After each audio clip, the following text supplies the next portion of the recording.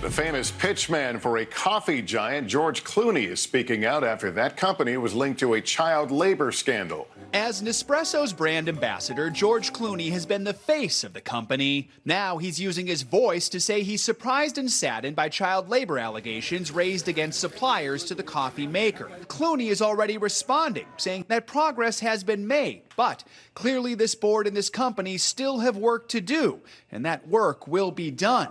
Yes, Nespresso has been accused of using child labor to make their coffee, which is disappointing, but also not shocking. I mean, why else would those cups be so tiny? I mean, those aren't being made by adults. And I'll be honest, this story really made me angry because I hate child labor. One, because it exploits children, and two, because if a kid messes up on the job, you can't get mad at them. Yeah, you're gonna look like an asshole. There's no accountability. Yeah, the kid is just like, I was supposed to do a liver transplant, but instead by mistakes, I took your kidney.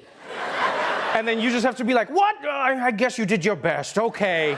And in fact, this guy is so rich, he did something over the weekend that no other candidate has the money nor the ego to do.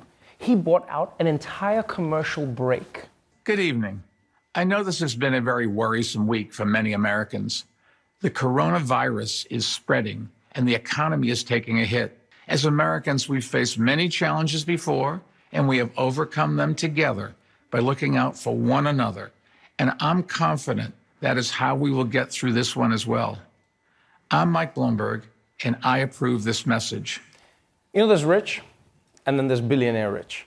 Because you realize this guy made his own Oval Office and then bought his own presidential address. I didn't even know you could do that.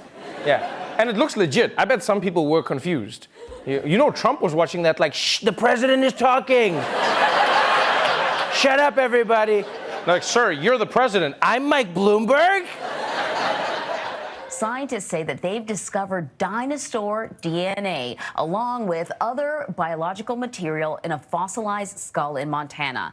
Now, the skull belonged to a Hypacrosaurus, which was a plant-eating, duck-billed dinosaur, which has been extinct for around 66 million years. Now, DNA is only expected to survive 1 million years. So if the discovery is confirmed, it would change our understanding of biology. If we have dinosaur DNA, we have to make Jurassic Park. I mean, yeah, no, look, I know we've seen the movies. I know how it's gonna end, but those first 2 days are gonna be dope. It's gonna be so much fun. Like, if my options are dying from coronavirus or a velociraptor, I know what I'm choosing. Yeah, gas up that bubble thing. Let's do this, baby. You know, I actually feel bad for dinosaurs if we bring them back. You know, because everyone assumes that if they'll return, they'll kill us and take over the world. But shit has changed, my friends. Yeah, the fast food industry does not mess around. Yeah, once Popeyes sees a big meaty animal walking around, yeah, it's 2 weeks until we're all like, love that T-Rex from Popeyes. The coronavirus. While the CDC is struggling to test patients and stores are running out of cleaning supplies, we're finding out just how fast this thing can spread.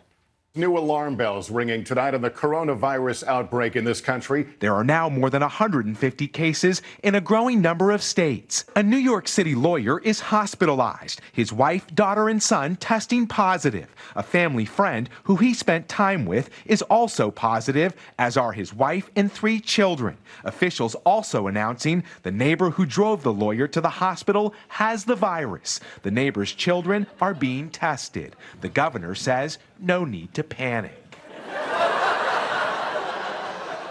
Okay, there's definitely a need to panic. Because the only time people say there's no need to panic is when there's something to panic about. Like a pilot never comes on the PA like, ladies and gentlemen, no need to panic, but we've landed. You'd be like, and nothing, there's no need to panic. Because that graphic is especially scary. Did you see that thing? Look at that. Like everyone got the virus.